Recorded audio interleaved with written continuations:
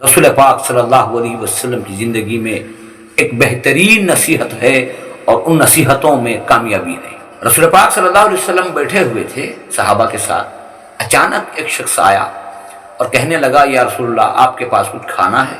ہو سکتا ہے وہ بھوک سے ہو۔ آپ صلی اللہ علیہ وسلم نے اسے غور سے دیکھا اور پوچھا کہ تمہارے پاس کیا ہے؟ تو اس شخص نے کہا یا رسول اللہ گھر میں کچھ ساز و سامان پڑا ہوا ہوگا، جاؤ اس لے کر آؤ۔ جب وہ لے کر آئے، آ کر حضور پاک صلی اللہ علیہ وسلم کی خدمت میں پیش کیا تو آپ صلی اللہ علیہ وسلم نے صحابہ سے پوچھا کہ کتنے میں خریدو گے اس سامان کو؟ کسی نے کہا کہ 1 درہم میں خریدوں گا۔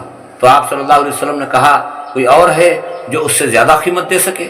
تو ایک دوسرے صحابی اٹھتے ہیں یا رسول اللہ میں 2 درہم میں خریدتا ہوں۔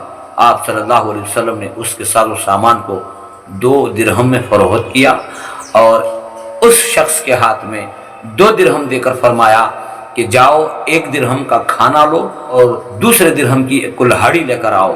جب وہ لے کر آئے تو آپ صلی اللہ علیہ وسلم نے کہا کہ وہ کلہاڑی لاؤ۔ اس کلہاڑی کو آپ صلی اللہ علیہ وسلم نے دستہ تیار کیا اور اس شخص سے کہا کہ جا لکڑیاں کتر اور بازار میں لا کر بیچ، 15 دن کے بعد تو آ کر مجھ سے پھر ملنا۔ رسول پاک صلی اللہ علیہ وسلم کی تعلیمات، ان کے احکام، ان کا بتایا ہوا طریقہ انسانوں کے لیے کامیابی ہے۔ جب 15 دن بعد وہ شخص آیا، جب وہ شخص 30 درہم لے کر آپ صلی اللہ علیہ وسلم کی بارگاہ میں حاضر ہوا، پیش کیا کہ یا رسول اللہ یہ 30 درہم میں نے کمائے ہیں۔ آپ صلی اللہ علیہ وسلم نے خوشی ظاہر کی اور اس شخص سے کہا کہ یاد رکھو کبھی کسی کے سامنے ہاتھ نہ پھیلاؤ، سوال نہ کرو، اس سے اللہ ناراض ہوتا ہے۔ جہاں تک ہو سکے محنت کرنے کی کوشش کرو، محنت کرنے والے بندے اللہ کو بہت پسند ہیں۔ آپ صلی اللہ علیہ وسلم نے کہا جا اب گھر کے لیے ساز و سامان خرید۔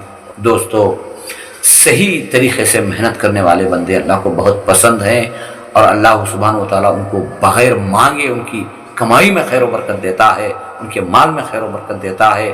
اور حلال کمانے والے، محنت کرنے والے جو اپنے بچوں کی پرورش کرتے ہیں اور وہ بچے وفادار، خدمت گزار ہوتے ہیں، عبادت گزار ہوتے ہیں۔